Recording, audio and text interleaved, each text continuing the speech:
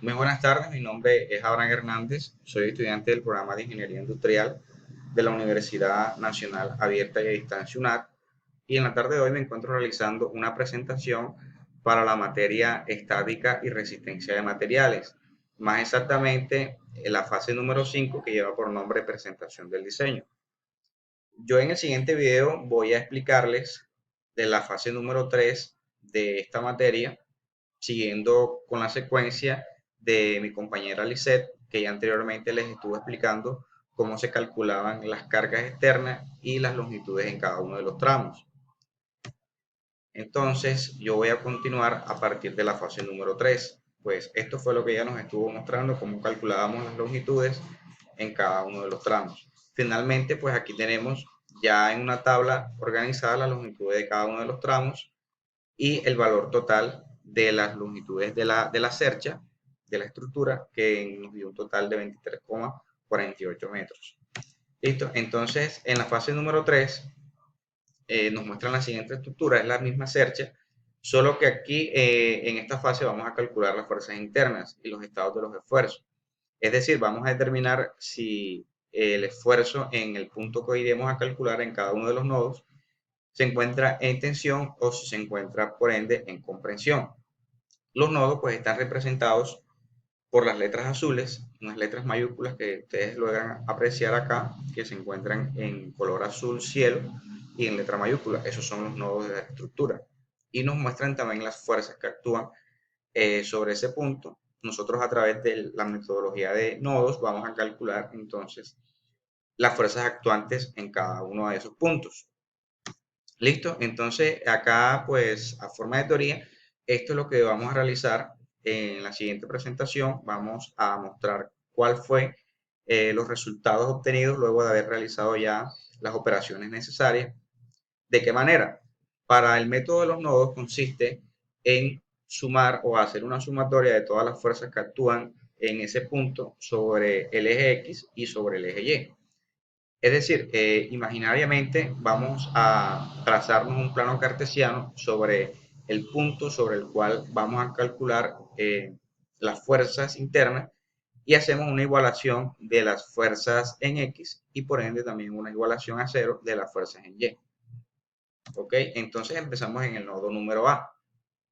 El nodo A está representado mediante este diagrama.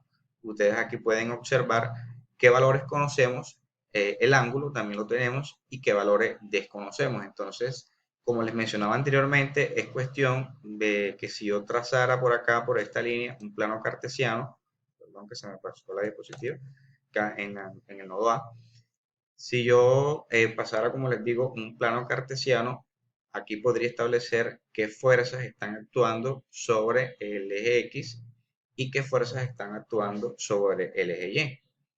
A partir de ahí, eh, hago mi sistema de ecuaciones, igualando a cero ambas fuerzas, tanto en X como en y con los valores ya conocidos voy a despejar algebraicamente y a calcular pues, los valores que no conocemos.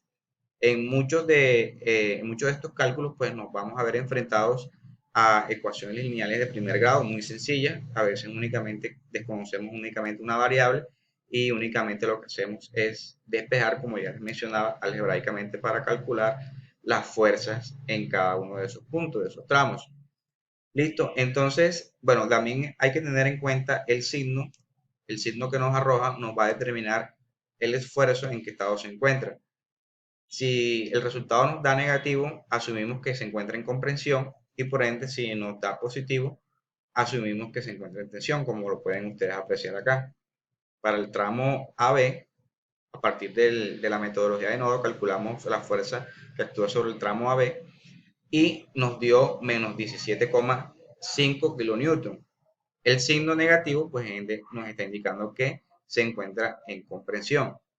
Hallamos a partir de ya haber calculado el tramo, la fuerza que actúa en el tramo B, calculamos reemplazando acá en esta ecuación el plano, la fuerza que actúa sobre el tramo AL. Y nos da, contrario al tramo anterior, nos da positivo, por ende asumimos que se encuentra en tensión. Seguimos con el nodo L.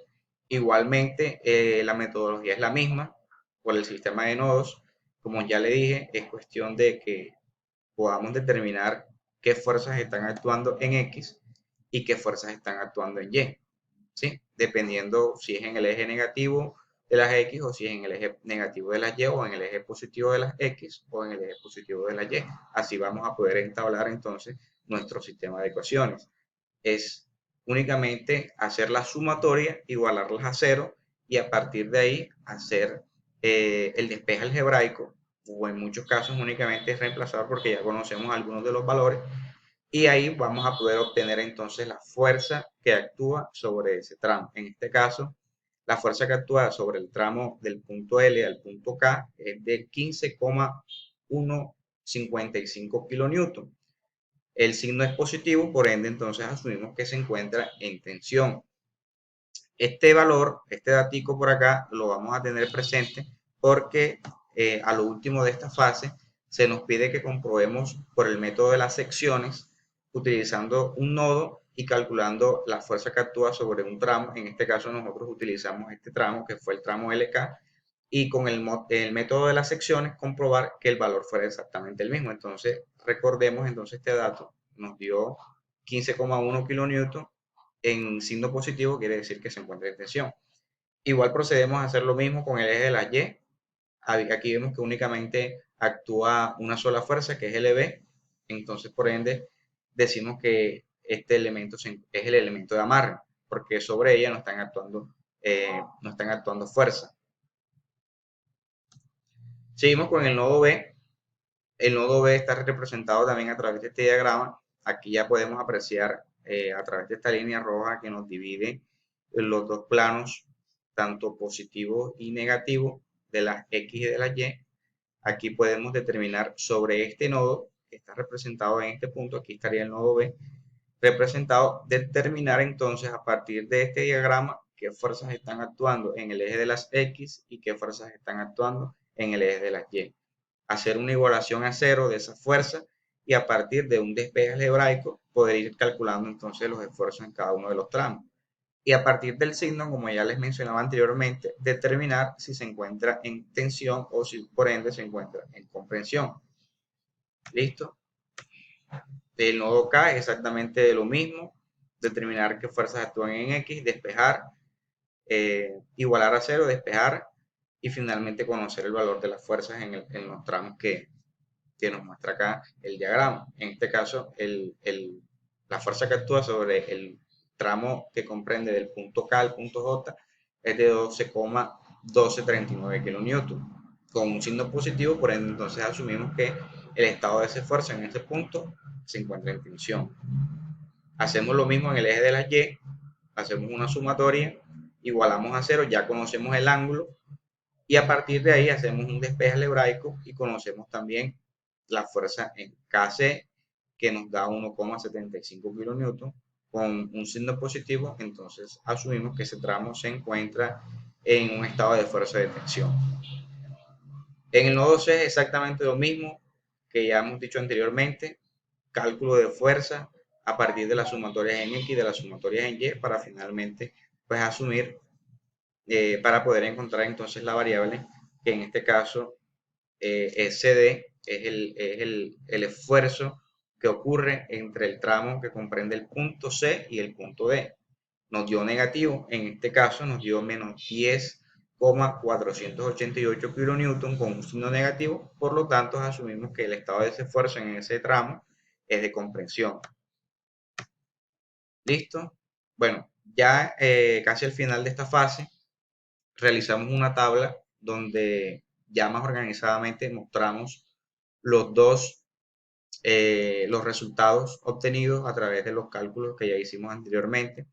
En estos casos, en esta tabla, pues podemos ver reflejado acá de su lado izquierdo, podemos ver los nodos gemelos porque sobre ellos actúan las mismas fuerzas, ¿sí?